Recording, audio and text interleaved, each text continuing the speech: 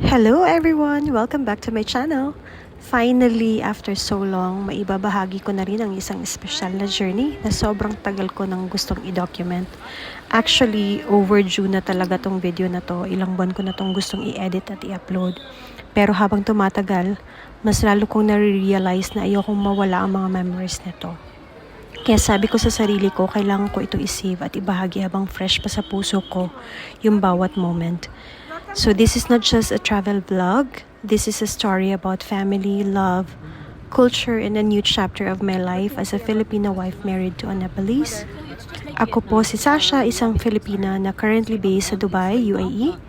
At isa po akong OFW na matagal nang nagtatrabaho dito. At ngayon, gusto kong i-share sa inyo ang journey ko bilang isang Filipina na nagkaroon ng bagong pamilya sa Nepal. At sa video na to, kasama ko ang pinaka-special na tao sa buhay ko, ang mama ko. Ito ang unang punta ni mama sa Nepal, kaya sobrang saya at excitement ang nararamdaman namin kasi finally, makikita niya kung saan nagmula ang pamilya ng asawa ko. Makikilala niya na rin ng personal ang mga in-laws ko, ang mga taong naging bahagi ng buhay ko simula nang dumating ang Nepal sa story ko. Alam ko na hindi madali para sa isang nanay na makita ang anak niya na bumuo ng buhay sa ibang bansa at ibang kultura. Pero ang pinakamagandang bagay ay ang nakita ko kung paano niya tinanggap ang bagong pamilya ko. Hindi lang siya pumunta para bumisita. Pumunta siya para makilala ang kultura, ang lugar, ang mga tao at maranasan kung paano ang buhay sa Nepal. At syempre, gusto ko rin siyang mapasaya. Gusto kong maranasan niya ang travel na natagal niya ng pinagpalibay. Nabulol pa nga. Alam niyo bilang isang anak, isa ito sa mga bagay na sobrang nagpapasaya sa akin. Kasi si mama, buong buhay niya halos inilaan niya sa pagtatrabaho at sa pagtuturo. Isa siyang teacher at hanggang ngayon nagtuturo pa rin siya. Alam natin kung gaano ka-demanding ang pagiging teacher. Hindi lang trabaho ang binibigay nila, pati oras, energy at buong puso. Kaya dati, hindi siya ganong nagkaroon ng pagkakataon na mag-travel at makita ang ibang lugar. Kaya ngayon, sobrang saya ko na unti-unti na niyang nagagawa ang mga bagay na dati ay hindi niya nagagawa. Nakakapunta na siya sa iba't ibang lugar at nakakakita na siya ng mga bagong kultura. At ang pinakahiling ko lang ay sana mas marami pa siyang mapuntahang bansa. Sana mas marami pa kaming memories na mabuo kasama siya. Kasi para sa akin, isa to ang pinakamagandang regalong na maibibigay namin sa kanya. Ang maranasan niya ang mundo habang malakas pa siya at masaya. At ang timing ng trip namin dahil sobrang espesyal na to. First time naming pumunta sa Nepal ni Mama at sakto during Dasai Festival pa. So ang Dasai ay isa sa pinakamalaki at pinakaimportanteng festival sa Nepal. At para sa mga Nepalese, ito ay panahon ng pamilya, pagpapala, reunion at pagsasama-sama. So parang Pasko sa atin sa Pilipinas kung gaano ito kahalaga sa mga pamilya. Ganun din sa kanila. At sobrang blessed kami na naranasan namin to.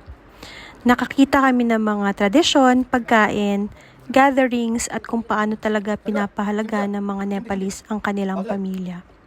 So bilang Filipina na napangasawa ang isang Nepalese, sobrang espesyal sa akin na makita ito.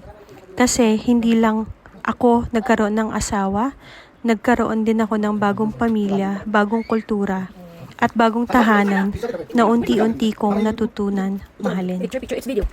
Alam ko marami sa inyo ang curious tungkol sa buhay ko. Paano nga ba ako maging isang Filipina wife married to a Nepalese? Hindi laging madali ang magkaroon ng relationship na dalawang magkaibang kultura.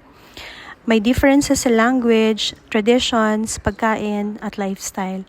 Pero ang natutunan ko ay kapag may respeto, understanding at pagmamahal, kayang pagsamahin ang dalawang mundo. Ang pagiging Pilipina ko ay parte na ng pagkatao ko. At ang pagiging bahagi ng Nepalese family ay anumang bagong blessing sa buhay ko. Kaya gusto kong ipakita sa inyo hindi lang ang mga magagandang lugar sa Nepal, kundi pati ang totoong journey ko. Isa rin sa mga gusto kong i-share sa mga susunod kong videos ay ang possibility ng buhay namin sa Nepal. After being an OFW here in Dubai for many years, marami akong pinag-isipan tungkol sa future. Dito na ako nagtrabaho, dito ako lumaban, dito ko na rin binuo yung career ko. Pero dumating din ang panahon na gusto ko ring magkaroon ng mas maraming oras para sa pamilya.